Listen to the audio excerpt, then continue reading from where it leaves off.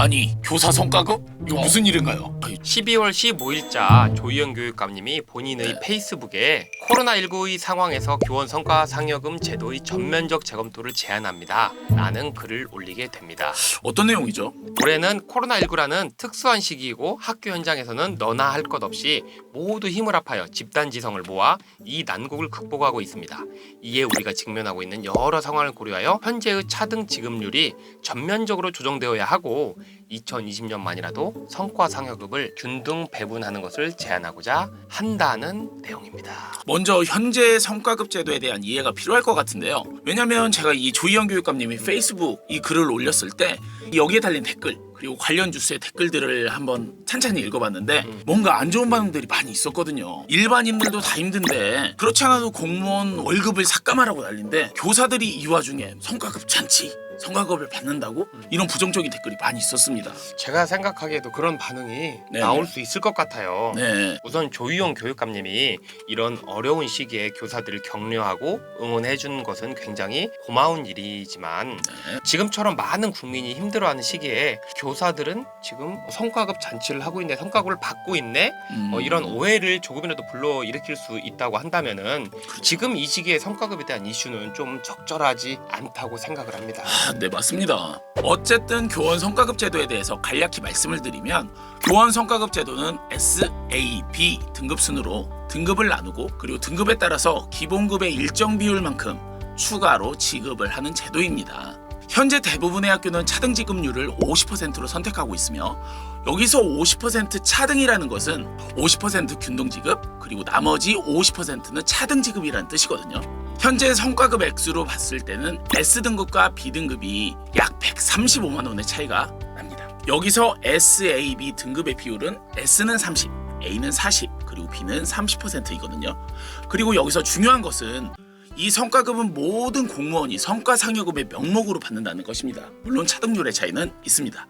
그러니까 여기서 정리를 해 보면은 네. 코로나19 상황 속에서 지금 성과 상여금 잔치를 하는 것이 아니라 그렇죠. 원래 모든 공무원이 이 상여금의 명목으로 책정된 것을 금액의 차등을 조금씩 두어서 받는다 이렇게 생각하면 되는 것이죠. 그렇죠. 맞습니다. 근데 준쌤 그동안에도 성과급에 대한 이 논란이 계속 있지 않았었나요? 제 기억을 더듬어 봐도 네. 제가 신규 교사인 시절에 이 성과 상여금 때문에 정교조에서 차라리 안 받겠다, 받지 않겠다. 라고 선언을 하면서 조합원들이 이제 자발적으로 그 성과 상여금을 거둬들여서 다시 반납하려고 하는 그런 운동도 있었습니다. 이렇게 성과급이 학교 현장으로 들어왔었을 때 그리고 도입됐었을 때 그 후에 그런 반발들이 많이 있었군요. 정쌤은 정쌤이 수업에 대한 열정이나 뭐 학생들과의 관계, 또 학부모와의 뭐 상담 이런 내용을 성과로 나타낼 수 있다고 생각하나요? 아니요, 그건 교육활동을 뭔가 정량적으로 그리고 성과로 이렇게 나타내는 거는 굉장히 어려운 일 같습니다. 그래서 특히 교사들의 성과 상여금 차등을 두어서 배분하는 게 어려운 일입니다. 그렇죠. 제가 생각할 때 교사들은 기본적인 역할이 학생들의 수업지도, 생활지도, 뭐 학부모와의 상담 관계 뭐 이런 것들인데 이 부분에서 우리가 정량적으로 나타낼 수 있는 부분이 별로 없기 때문에 그렇죠. 수업 시수나 기피하는 학년이나 반, 기피하는 업무, 학교 표창 부장 여부, 수업 공개 횟수, 심지어 뭐 공문 생산량까지 그렇죠. 수치화해서 좀 평가를 하고 있는 것입니다. 1년에 공문을 얼마만큼 생산을 했는지 뭐 이런 것도 평가 요소에 들어가기도 하더라고요. 그렇죠. 그렇기 때문에 악순환이 계속되는 겁니다.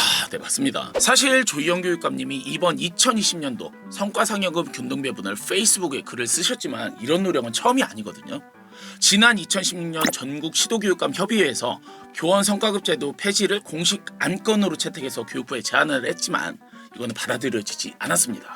왜 안 받아들였죠? 아까 말씀드린 것처럼 모든 공무원이 성과상여금이라는 명목으로 책정되어 있는 금액을 받는 것 아니겠어요? 그렇죠. 따라서 교원 성과급 폐지나 균등 배분은 협력과 경쟁 유도를 통한 교육의 질 개선이라는 성과상여금 제도 취지를 훼손할 우려가 있다고 봤기 때문입니다. 그럼 이번 2020 성과급 균등에 대한 교원단체 입장은 어떤가요? 일단은 한국교원단체 총연합회 교총에서는 12월 15일 보도자료에서 모든 교원이 국가적 재난 극복 그리고 교육의 헌신, 내년 교원 성과급 차등 지급을 폐지하라고 하며 찬성의 입장을 밝혔습니다. 정교조 서울지부 역시 조희영 교육감의 제안에 동의한다라는 입장을 밝혔고요. 네. 교원 차등 성과급 균등 배분하자라는 타이틀로 찬성의 보도자료를 냈습니다. 더불어 교사노조는 홈페이지에 들어가 봤는데 보도자료 내용이 실려있지 않아서 어떤 입장인지 찾지 못했습니다.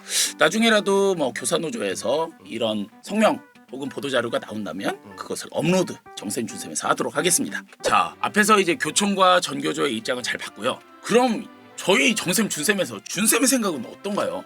왜 제 생각만 물어봐요? 일단 네가 얘기해봐요. 개인 채널에서는 소신 발언을 할 수 있잖아요. 그럼요. 네. 만약에 성과 상여급을 없애는 대신 그만큼 측정되었던 예산을 담임수당이나 부장수당, 연구수당으로 전환해서 주겠다고 하면은 더할 나위 없이 성과급 폐지에 찬성을 하겠습니다. 하지만 현재 성과상여금은 공무원 성과상여금의 명목으로 측정되기 때문에 실현 가능성이 없을 수도 있어요.